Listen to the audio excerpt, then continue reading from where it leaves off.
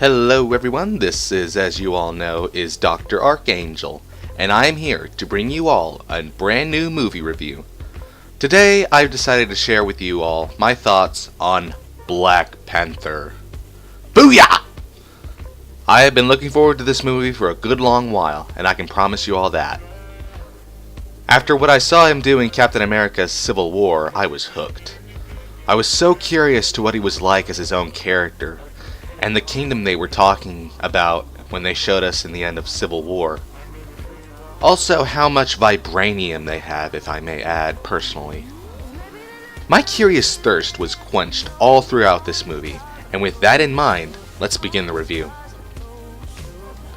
So the movie is basically about T'Challa's side of the story after the events of Civil War, starting with his father's death, to his rise as the King of Wakanda, and I guess the layout for the next Avengers movie, which is in May 4th.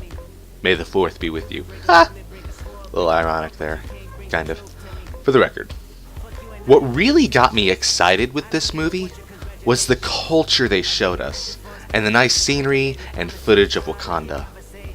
If I may be honest, this movie gave me some good ideas for Attack on Dragon, which I will not get into. Okay, I'll tell you this. The ideas they gave me revolves around the orcs for Attack on Dragon. That's all I'm going to say about that.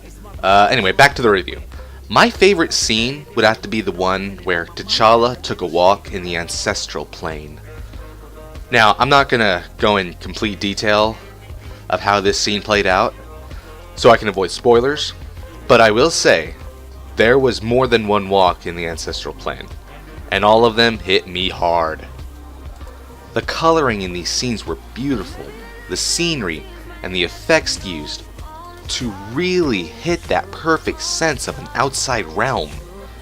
For a moment in one of these scenes, I almost cried, and a big part of me really wishes I did.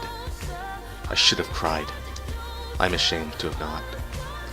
Anyway, my favorite character, or characters, would have to be a dead tie between the protagonist, T'Challa, and the antagonist, Killmonger. Let's start with T'Challa. He first rose to power as king after the events of Civil War, and eventually he developed into a well-respected king and character, in my opinion. If I may be a little spoilery here, he became his own king in the end of all things. Now, as for Killmonger, he's actually one of the few antagonists who I feel sorry for. Now, I won't explain why, but let me just say, I don't blame him for being angry for what's happening in this movie. Now, a personal highlight to another good character would be Shuri, T'Challa's sister. She was a really good comedy relief in this movie, and she kept me laughing all throughout her scenes. Now, to my conclusion, I would have to give this movie, Black Panther, a solid 10 out of 10. For a compelling story, great characters, and a great journey into another awesome culture that I never given much thought to. Even though I wish I did to begin with, because watching this movie really opened some doors for me. But anyway, a solid 10 out of 10 on my end again. Also, before I go, just to let you all know, there is, as it should be obvious, a post-credits scene. So I highly recommend you wait after the credits for that scene. And of course, I highly recommend this movie too.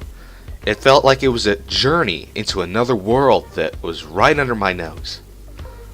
Be sure to give us a good like on YouTube and subscribe to our channel. That would be much appreciated. Thank you very much. As always, you can find us on Twitter and Facebook below, and as always, I'll see you next time.